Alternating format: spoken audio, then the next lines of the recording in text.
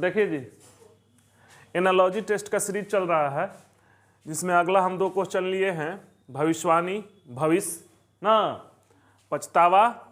तो इसमें से क्या होगा? एनालॉजी टेस्ट में क्या किया जाता है, जो संबंध इसके इसके बीच में, वही संबंध इसके इसके बीच में होना चाहिए। इसके लिए आपको पहले तो संबंध पता होना चाहिए ना। दूसरा बात, ये सारे वर्ड वर्तमान, प्रायश्चित, भूत, पाप और पछतावा, ठीक, इस सब के बारे में ओवरऑल जानकारी चाहिए, तब जाके आप छाट पाओगे। यही नहीं आएगा, ऐसा ही आएगा। इस तरह के बहुत सारे क्वेश्चन क्रिएट होते रहते हैं, ठीक। तो भविष्यवाणी भविष्य से कैसे संबंधित है? अरे भविष्य की भविष्यवाणी की जाती है, भविष्य की भविष्यवाणी की जाती है। उसी तरह पछतावा किसका किया जाएगा? तो आपके दिमाग में 2 बात फंसेगा, ये तो प्रायश्चित मारोगे, नहीं तो पाप मारोगे। समझ रहे हो? या तो प्रायश्चित मारोगे या तो पाप मारोगे, वर्तमान तो मारोगे नहीं। यही 3 में कंफ्यूजन है। बात समझ रहे हैं? क्या होना चाहिए? आप कुछ लोग का कौन प्रायश्चित होना चाहिए जी, भूत, और लोग कुछ लोग आपका पाप भी होना चाहिए।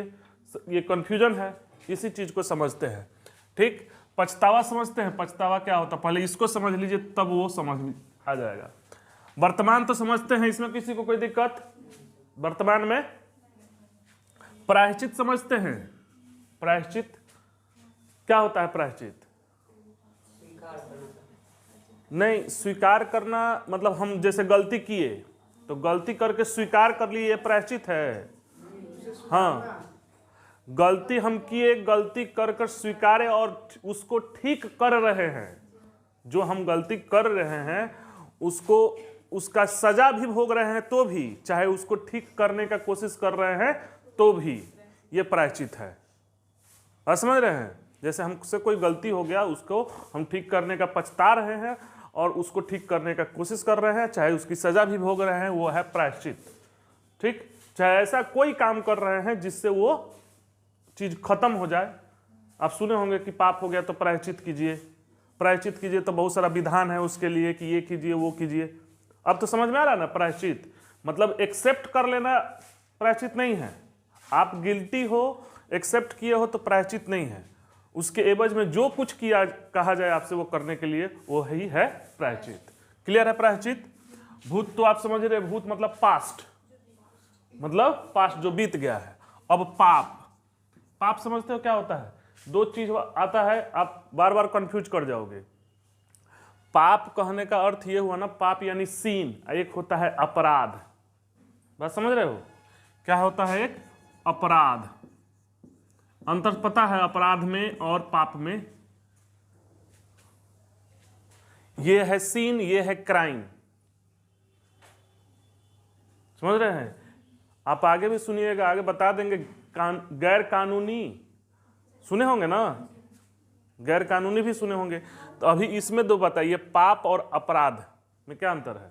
देखिए, पाप जो होता है ना, वो धार्मिक क्रियाकलाप के किया गया अपराध है। दैवीय अपराध को पाप कहा जाता है। समझ रहे हैं? दैवीय अपराध मतलब जैसे देवता के खिलाफ, चाहे जो धार्मिक क्रियाकलाप है उसमें कुछ आप अपराध कर रहे हैं, तो उस टाइप के अपराध को पाप कहते हैं। अपराध जो है ना ये, ठीक, गलती, मिस्टेक, ये कानून के खिलाफ है। बस समझ रहे हैं? जैसे बिहार में शराब पीना पाप है कि अपराध है? अपराध है। क्यों है अपराध? क्योंकि कानून में लिखा हुआ है।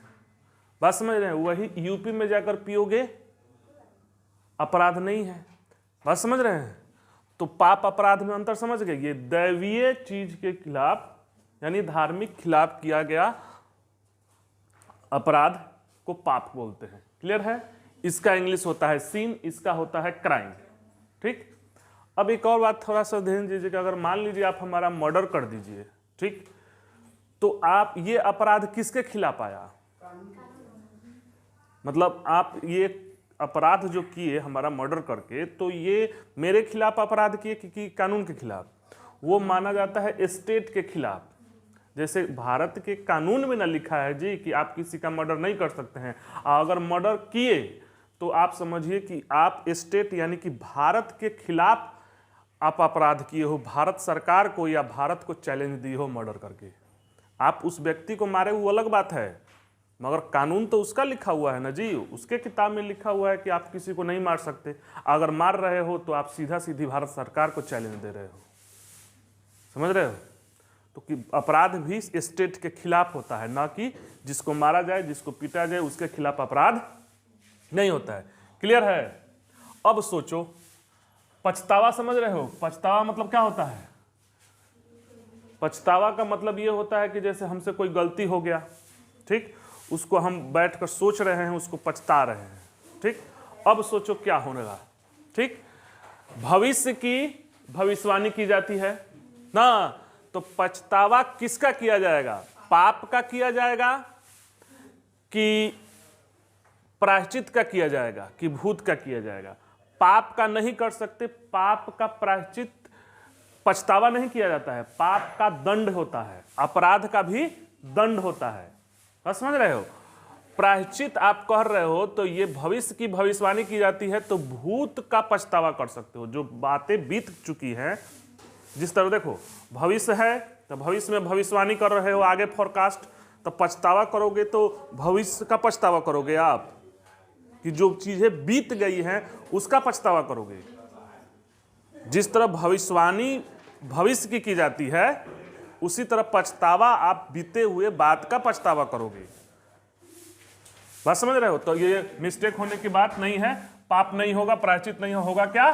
भूत। क्लियर है ना। अब अगला देखिए, ये पूछा हुआ है, ये क्वेश्चन पूछा हुआ है सीबीआई में, सीबीआई में पूछा हुआ ये क्वेश्चन है, ठीक है। इसको देखिए, डर, धमकी ना, गुस्सा।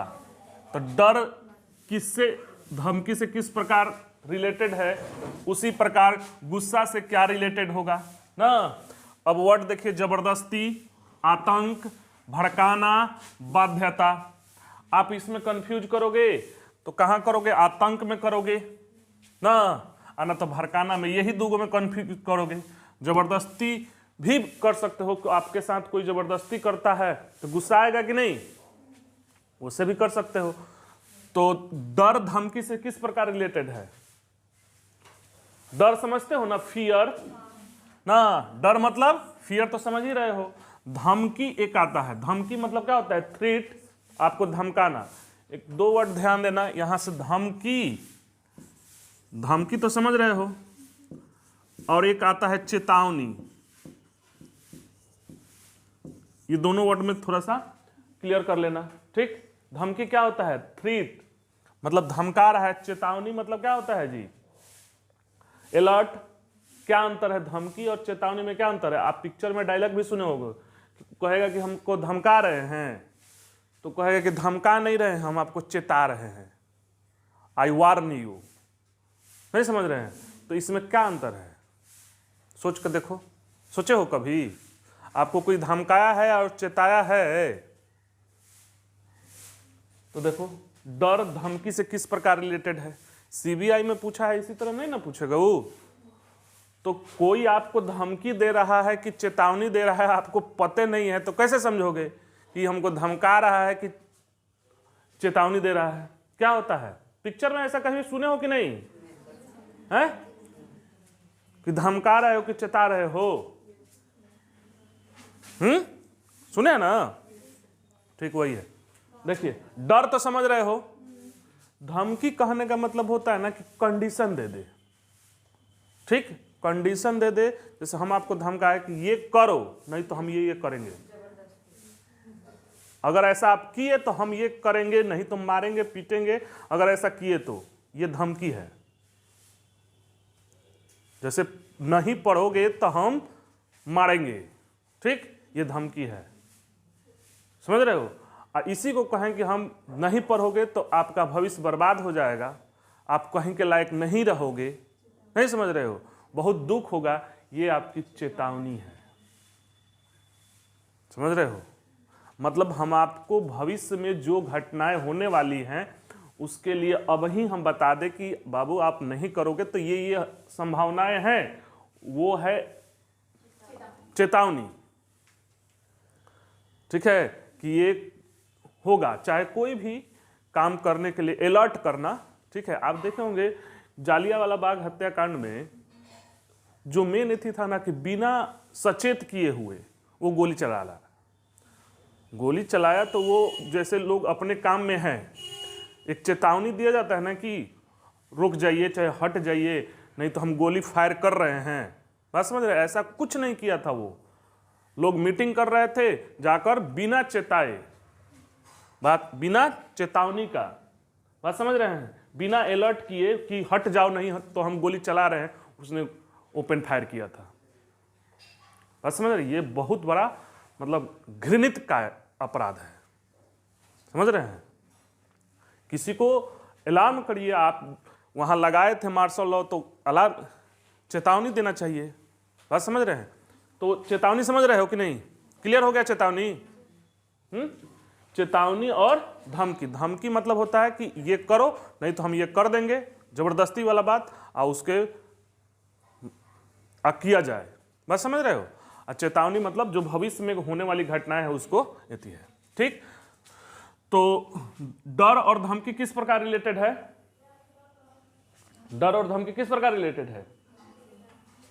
देखो, हाँ, धमकी से डर उत्पन्न होता है। धमकी से क्या उत्पन्न होता है? डर, कि नहीं हम धमकी देकर गया है कि ऐसा ऐसा करोगे नहीं तो मार कर मुआ देंगे।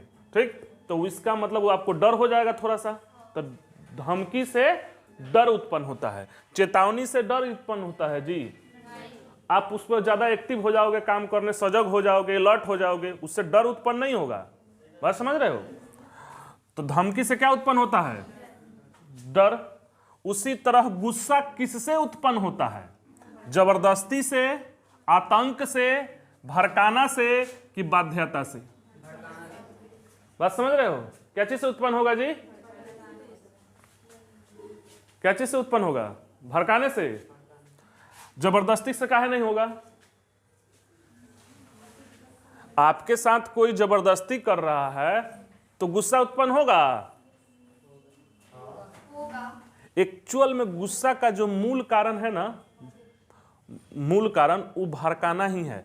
आतंक से आपको डर पैदा हो सकता है, जबरदस्ती से करोगे तो आप फाइट करोगे। गुस्सा कोई जरूरी नहीं है कि हमारे साथ जबरदस्ती हो, ठीक, तो हम गुस्सा भी हो जाएं। जैसे होली आ रहा है, होली में तो लोग जबरदस्ती रंग लगाता है, अब उसमें कुछ लोग गुस्साता है, कुछ लोग नहीं गुस्साता है। बात समझ रहे हैं? बहुत सारा चीज है जिसमें लोग जबरदस्ती करता है फिर भी आदमी गुस्साता नहीं है, और उस टाइप का रिलेशन भी होता है। तो आप हमेशा नहीं कह सकते कि जबरदस्ती से गुस्सा उत्पन्न हो ही जाएगा। आतंक से डर होगा, गुस्सा भी हो सकता है मिक्स रूप से, मगर मूल कारण तो आतंक से आपको डर पैदा होगा। भड़काना, बाध्यता मतलब किसी काम के लिए रोक दिया जाए तो वहां भी गुस्सा उत्पन्न हो सकता है, मगर मूल कारण है नहीं। यहां मूल कारण देना है कि धमकी से डर उत्पन्न होता, भड़काना ही होगा। भड़काना से गुस्सा उत्पन्न होता है। भड़काना मतलब क्या होता है जी? भड़काना मतलब उल्टा सीधा बातें करना। जैसे आप हमको भड़काइए, ठीक, तो कैसे भड़काइएगा? बोलेंगे कि सर ये किसी का अपोजिट बात करेंगे। नहीं, किसी का अपोजिट कोई घटना हुआ ना, ये ज्यादातर महिलाओं से सतर्क रहना। ठीक, कोई घटना हुआ ना, बात समझ रहे हैं, तो उस वही घटना को इस तरह से पेश किया जाएगा ना, बढ़ा चढ़ाकर। जैसे कुछ थोड़ा सा काम हुआ, उसको बड़ा बनाकर पेश कीजिए, वो भड़क जाएगा। जैसे हम आपके बारे में बोले कि वो मतलब अच्छा लड़का नहीं है, अब बोल तो दिए, उसके बाद आप उसको बोल रहे हैं कि सर आपके बारे में ऐसे ऐसे बोल रहे थे, और बढ़ा चढ़ाकर मतलब भड़क जाएगा वो। मतलब बातों को ज्यादा बढ़ा चढ़ाकर पेश करना, छोटी सी बात को, और कहने का लोगों को तरीका होता है, बड़ी सी बात को, छोटी सी बात को इस तरह से पेश करेगा ना कि तुरंत मरने मारने पे आ जाइएगा।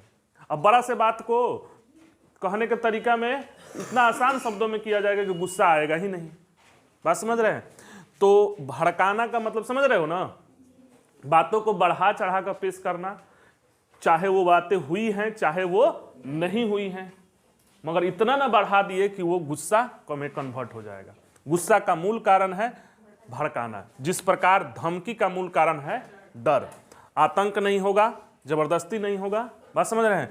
अगर कोई भड़का रहा है आपको, ठीक, तो बाय डिफॉल्ट आपको गुस्सा आना है, रहने देते हैं, ठीक, समझ गए। तो क्या होगा यहाँ पे, भड़काना।